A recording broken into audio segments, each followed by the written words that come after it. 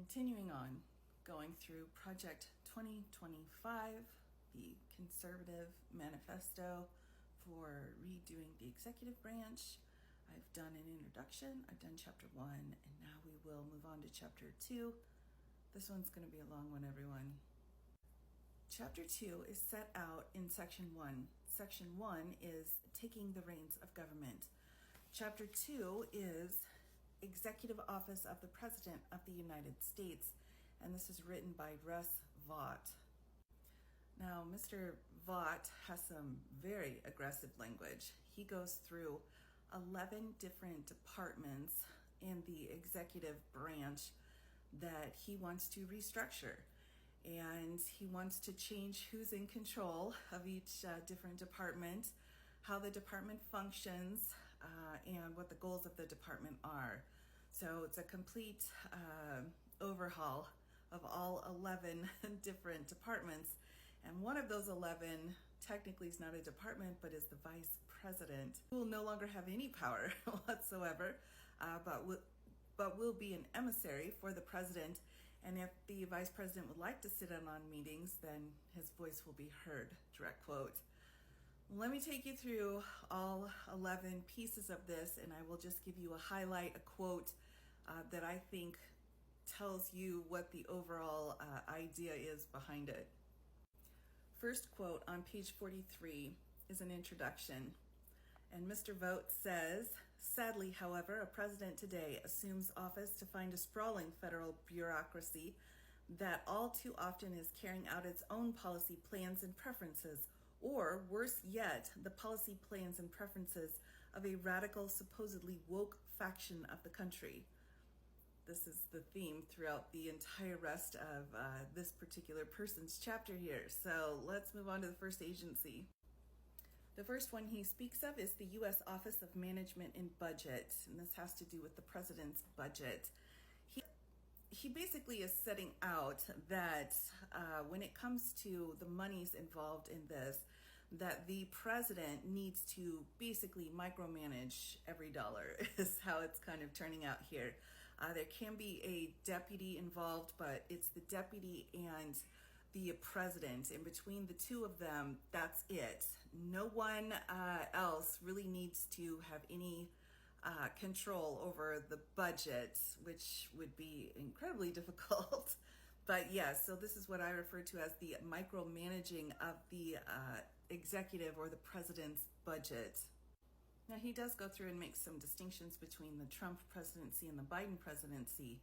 Of course, the Trump presidency is better, but primarily what we're looking at is the will of the director when it comes to managing this budget. So we've got one person, that director, plus the president, and that's it when it comes to this very important job of the budget for the president. One more quote here. It says, "It is vital that the director and his political staff, not the careerists, drive these offices in pursuit of the president's actual priorities and not let them set their own agenda based on the wishes of the sprawling good government management community in and outside of government." This is the biggest section. And then he goes on to say, "The following executive orders need to be revived, reinstated, or reinforced.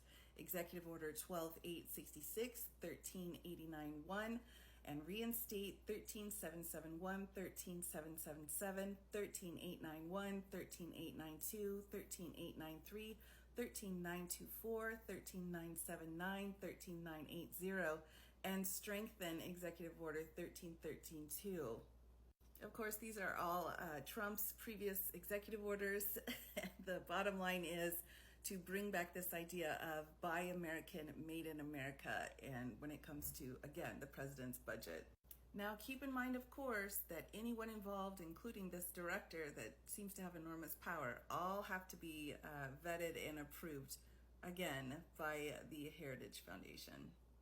And throughout the rest of this chapter, he will be making different suggestions on what kind of acts need to be enacted and multiple other executive orders that need to be brought back. Also, he sets out lots of very interesting things that he calls examples of good legislation, such as the SMART Act, the GOOD Act, the Early Participation in Regulations Act, the Unfunded Mandates Accountability and Transparency Act and the REINS Act. So we've got lots of these different acts that he will be referring to. But let's move on to the second council. Next up, we've got the National Security Council. And for the National Security Council, everything needs to be in complete alignment and agreement with the president and what he wishes to have. Only certain people would be allowed to work here. Anything that was not in alignment with the president's values and his agenda would be cut. All of the employees would be cut and replaced, and any senior officials that were hired would be given more power than what the senior officials have right now. Next up, National Economic Council. Now again, the primary piece here is that we would have a very powerful deputy in charge of this council, and unlike previous situations, no disputes would be allowed. So the jurisdiction would be set out by one person and that would be it, and then you would move on. Next up, we've got the Office of the U.S. Trade Representative. Here's a direct quote. The failure of the World Trade Organization to discipline China for abrogation of its trading commitments has seriously undermined its credibility and made it largely ineffective as an institution. The United States, through an empowered USTR, must act to rebalance and refocus international trading relationships in favor of our democratic nations that embrace free, fair, and open trade principles built on market-driven economies. So there's a direct quote. Next up, Council of Economic Advisors. Direct quote on page 56. A future conservative administration should utilize the CEA as the senior internal White House economist, much as the White House counsel's office functions as the senior internal White House lawyers. This does not mean that there are no economists in other offices. There are, just as there are often lawyers in the policy councils and other White House offices. But the CEA's role, like the White House counsel's, is to employ its unique expertise, particularly on the technical side, to ensure that sound analysis is contributing to and shaping the policy discussion. Again, of course, we have one person who's going to essentially be in charge of this, and that person will be chosen from a list, and anyone who's working there now is out. And number 6, the National Space Council. So, all right, I'll just do a quote here.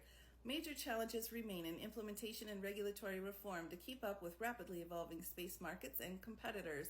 These include the long-term sustainability of space activities in the light of increasing orbital debris, creation of space situational awareness services for civil and commercial uses, management of mega constellations, licensing of new commercial remote sensing capabilities, keeping up with licensing demands due to high launch rates, transitioning International Space Station operations to multiple privately owned space platforms, and most important, accelerating the acquisition and fielding of national security space capabilities in response to an increasingly aggressive China. There you go. Number 7, the Office of Science and Technology. It seems the emphasis here has to be on getting rid of climate change research programs. Number 8, Council on Environmental Quality. And here again, they're saying we need to rewrite it and restaff the entire council here. And abolish the Office of Domestic Climate Policy. And the president should eliminate the Interagency Working Group on Social Cost of Carbon. There you go. Number 9, the Office of National Drug Control Policy. And they just need to work next to the Border Patrol. Next, we've got number 10, Gender Policy Council. Here they're wanting to revoke Executive Order 14020. Lastly, the Office of the Vice President. And again, the Vice President is basically an emissary for the President, so he or she's not allowed to have any thoughts of their own. And if he wants to be heard, he can go to the meetings, and they said, well, they'll listen to him. But no guarantees that anything that the Vice President would want would be implemented. So there you have it, everybody. Chapter 2. That one was a doozy. Up next will be Chapter 3. I'll need a little bit of a break before we do that one.